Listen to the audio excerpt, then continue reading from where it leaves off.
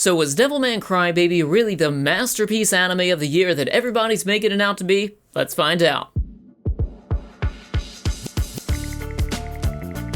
What's up everybody, I'm Bob Samurai, and if you'd like to join our friendly community and explore the timeless wonder of film and animation, then hit that subscribe button because I'm bringing you all a new video every other day and a live stream every night, so let's begin. As you may know, the Devilman series is a classic, so there's many manga, there are many anime series, and I wouldn't be surprised to hear that there are newcomers out there who are feeling intimidated by the history of the series because they don't know if they need to watch the original anime or read the original manga. Some may recommend for you to read the original manga, and I don't think anybody's recommending you to watch the original anime, but the way I feel about it is that you do not have to watch the original anime or read the original manga in order to appreciate or enjoy the new Devilman Crybaby series. However, if there was one thing about Devilman Crybaby that could be a bit jarring to newcomers who have never seen the original Devilman or have never experienced any of the anime from Masaaki Yuasa before, is the art style, because he's got his calling card, which is the art of his anime,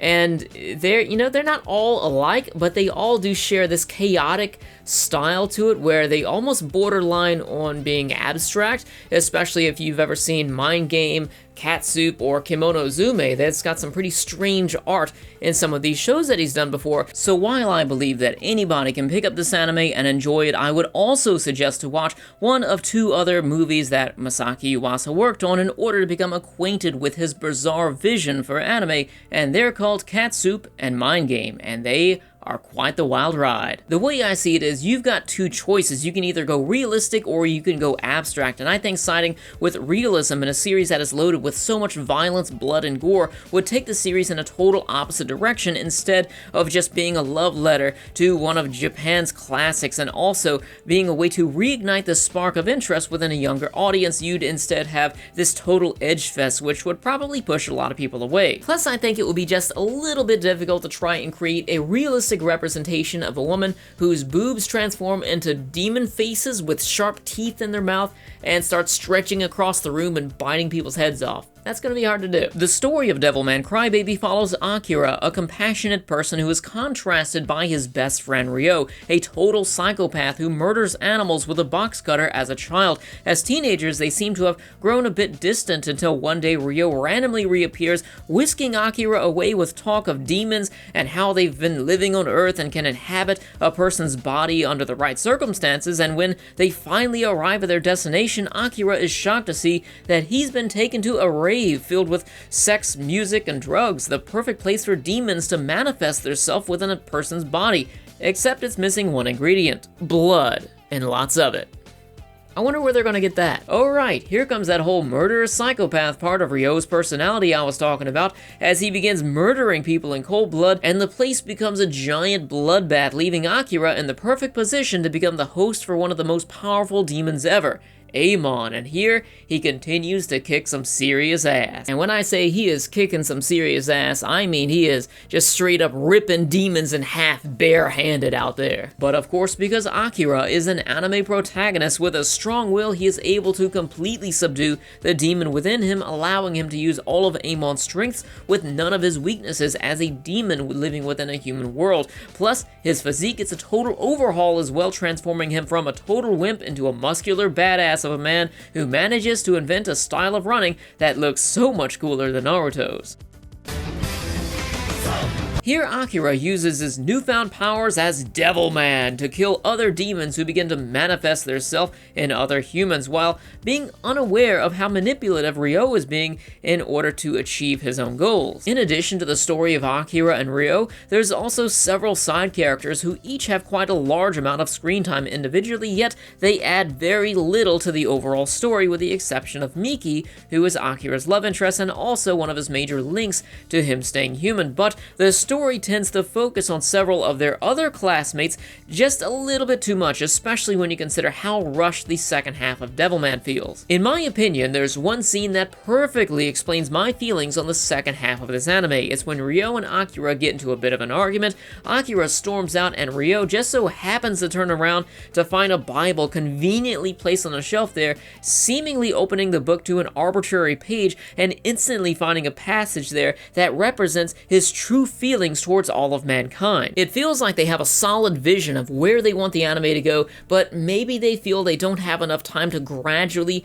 move the story along to that direction, so they kind of just lump it all together and hope for the best. Now, that's not to say that the second half of Devilman was bad by any means, but it was definitely rushed, not only in how fast the world changes from peaceful to chaotic, but also in how the villains are introduced here as well. I don't want to give you spoilers about the villains and whatnot, but it feels like there's a lot happening in between scenes and in between episodes at this point in the second half of the show. For this reason, I feel like the time spent in detailing the side characters from Akira and Miki's classroom was honestly poorly spent, because they could have taken that time and pushed all of those events backwards just a little bit and added a much more gradual build-up for the final conflict between Akira and the final boss of the anime, because there's this dramatic shift at the end where things kind of just get thrown at you at the last minute, and I really feel like they should have taken more time and just built that up to feel a bit more natural than it did. Despite the fact that I vaguely commented on a few pivotal points in the second half of Devilman Crybaby, this is still a spoiler-free review. I felt like that was the best direction to take it, so I still want to talk about the ending, but feel free. I'm not going to just go out there and blurt things out that are going to ruin your experience, because I do not want to do that. But I feel like the ending itself is actually very controversial, because from what I hear everybody online, I haven't heard a single person who said anything positive about the ending, and while I personally didn't expect anything that happened in the ending, I could still see it because they do kind of allude to it earlier on in the series, so it's not like it came totally out of the blue. My only gripe with it is that they should have taken a little bit more time and built up to it, but at the same time, if you're new to Devilman, you can rest assured that this is a complete series, and the ending, it does wrap everything up, and you don't have to go ahead and read the manga after this unless you absolutely want to, because this is a full, complete series. So moving on to my final thoughts for Devilman Crybaby, I watched this anime twice, like I said, and I didn't watch it the second time around just to make the video. I watched it again just because I enjoyed it. I really enjoyed it the first time around, so much more than the second time. I feel like this is probably an anime that is not very rewatchable, because I did notice some of the issues with the anime, such as the pacing in the second half and how it was kind of rushed up until the boss point, especially in that final quarter of the anime here, and I didn't notice any of that at all the first time around because I was so excited to watch this. I was caught up in the hype, everybody was loving it, I sat down to watch it. I know Masaki Yuasa is my second favorite anime director, so I was really just loving everything about it, so I feel like you're probably going to feel the same way going into this if you are excited to watch it, and you might not notice any of this stuff, but I did watch it twice, and I still have to talk about my experiences with the anime, and I did feel like certain parts of it were rushed, but I don't really think that that's big enough of an issue for people not to watch it, though I do recommend, if you are new to Masaki Yuasa's art style, to go ahead and check out Cat Soup or Mind Game, because not only are those both good movies, they're enjoyable movies, I should say, but they're definitely ones that will get you acquainted and accustomed to this new art style that you're going to be experiencing here before you sit down to watch a 10-episode anime. And I know you're probably going to be asking, Bob, why are you doing all this about the art? Just tell the people to sit down and watch the anime, and I agree, that's probably the best way to go about it, but I do get comments of people saying, I dropped such and such anime because I didn't like the art, and I'm saying it for these people because I think they're probably going to enjoy the experience that they have with Devilman, but they probably just need to have more time with the art in order to get used to it. So at the end of the day, as long as you're not a religious fan of Devilman, a total purist of the manga, or if you're somebody that's coming into this anime with your expectations that are through the roof, expecting an anime of the year or an anime masterpiece, I think you're going to enjoy this anime. No, of course it's not perfect, but it is still definitely worth watching. How weird is it that some of the complaints that I hear about this anime from some of the Devilman purists is that one person said there's not enough rape, and then one person said, well, they skipped the scene where this girl got her boobs ripped square off of her. It's like, how is an anime bad for not having that? It's like, who complains about an anime for not having enough rape? Seriously. So what did you think of Devilman Crybaby? If you enjoyed the review, let me know by hitting that like button, and also if you're still new at the channel, be sure to subscribe to stay up to date with future videos. And lastly, I'd like to give a special thanks to everyone who supports the channel through Patreon, because without your support, these videos would not be possible, because